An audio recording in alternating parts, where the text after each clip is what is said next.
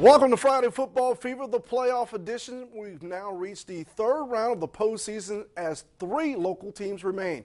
Manatee, Charlotte, and the Out-of-Door Academy all trying to take that next step to get closer at a chance to play for a state championship. How did Mother Nature treat our boys on a wet and soggy night?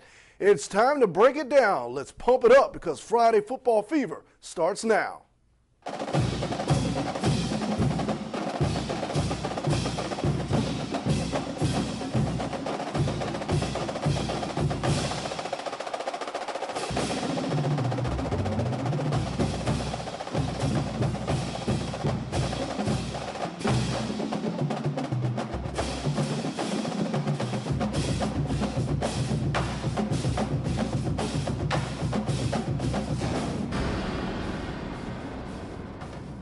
Hey, what can you say about the Out-of-Door Academy Thunder? Still a team that has many people wondering how they are doing it. They're an 11-1 team that many never saw coming, and they continue to make history. First time in the playoffs, check, got a victory. Last week, more history was made when they knocked off Evangelical Christian in the regional finals. Now there's the next challenge, the state semifinals against the Gators of Glades Day. ODA at their home, away from home at Sarasota High School. A.J. Strong inside the 5-yard line. He fumbles, and it's Jamie Onufrak there recovering in the end zone. So 7-0 ODA. Kevin Taylor, the son of Fred Taylor, NFL Fred Taylor, that is. A big night for him. He got many carries, and this carry right here, 3-yard touchdown. It is 7-7 at this point, and I mentioned Taylor. The Gators back with the football, and get used to it. It may sound like a broken record, but Taylor got the ball a lot tonight. 45 carries, 15 yards on this carry right there. And then Taylor, here he is, going to the left, goes in the house, 8-yard score. 5-touchdown night for Kelvin Taylor, 366 yards. It'll be 21-20 at the half, and you see the final 48-20. ODA, great season, 11-2. Coach Timmons spoke after about defending Kelvin Taylor. So I just was affected. And some short of some weight, but I mean, we both playing in the elements, you know what I mean? So it is what it is, you know? You can't make no excuses about it. We big boys, we ain't gonna cry about it. We'll take our loss like a man, go to the drawing board, get in the off-season conditioning program and get it right.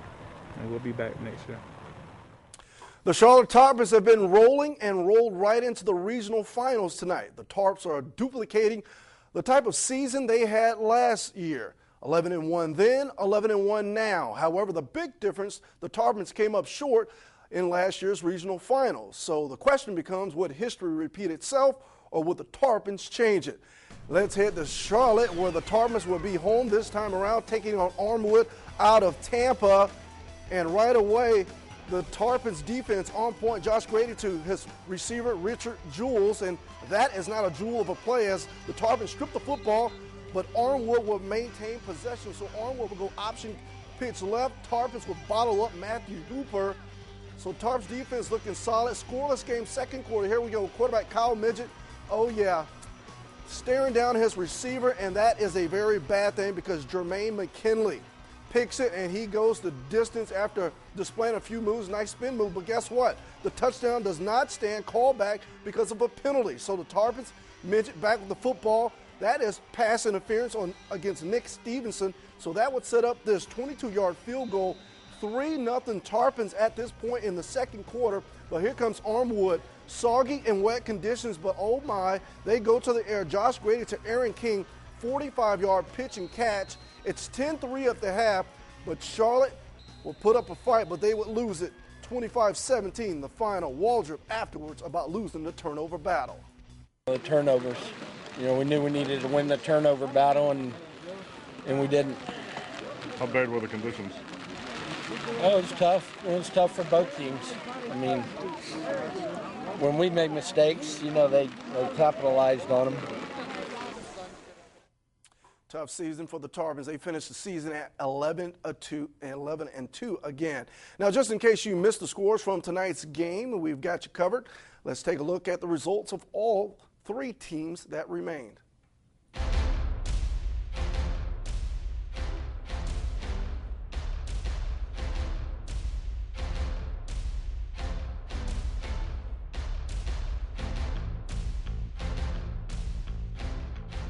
All right, Herald-Tribune sports writer Doug Fernandes joins me as he does every week. Doug, let's get right to it. We had 3 teams that remain. 2 are now out of the playoffs. Let's start with the game that you cover, ODA, Armwood. Can we say Kelvin Taylor? Well, I thought it was actually his father, Fred Taylor, running the ball out there. Obviously, everybody's heard of Fred Taylor. You mentioned the stats earlier, 45 carries, 366 yards, and 5 touchdowns. Basically, if you take Kelvin Taylor and you put him on ODA, it's ODA moving on to the Citrus Bowl next week. That was the big difference in the game. I'll tell you what, the highlights showed it. Kelvin Taylor was able to get outside, and what the offensive line was doing was collapsing the edges of the ODA defense. So a lot of these highlight reels, Kelvin Taylor has like 5, 6, 7, 8 yards rushing room even before he gets to the ball. So he ran very well, but credit that offensive line. They really opened up huge holes. Last year, as an 8th grader, ran for 1,400 yards. Wow. The kid just turned 15 years old. Amazing, amazing performance. But a great season by ODA. Weather played a factor. There were many fumbles, exchanges from center. But give credit to Brett Timmons, did a great job there this year. Unbelievable season for the ODA Thunder. They would finish their season at 11-2. As we just heard from head coach Binky Waldrop from Charlotte, they lose again in the regional finals, but one team remains. The Manatee Hurricanes, they win over against Bayside 31-14. Talk about a performance there. You got a head coach that knows how to get to state championships. You've been around head coach Joe Canaan several times. What do you assess of this win? It's the system. You know, we talked about this when we first started this beginning of the season, that they had Blakely, the running back. They had Breon Carnes, the quarterback, dual threat. But they also had a great defense that knew what it was doing. And, of course, you have Joe Canaan. You can't say enough about Joe Canaan. The players changed. The scheme remains the same. The coaching staff remains the same. And so does the success rate. But now St. Thomas Aquinas comes up here from the Lauderdale area.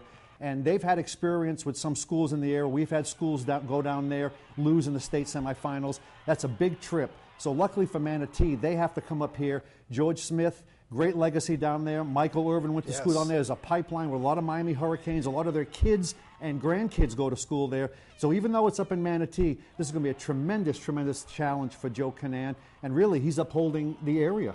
Every other school has been eliminated. And this is video of last week's game that Manatee played against St. Pete. Mike Blakely, you mentioned him, 19 carries, 148 yards tonight, and tonight's win, 31-14.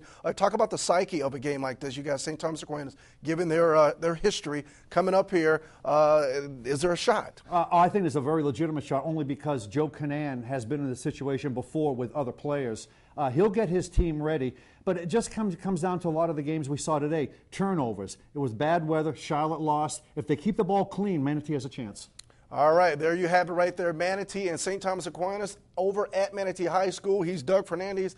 I'm Antawan Smith. Thanks for tuning in. We've got more news and weather coming up after the break.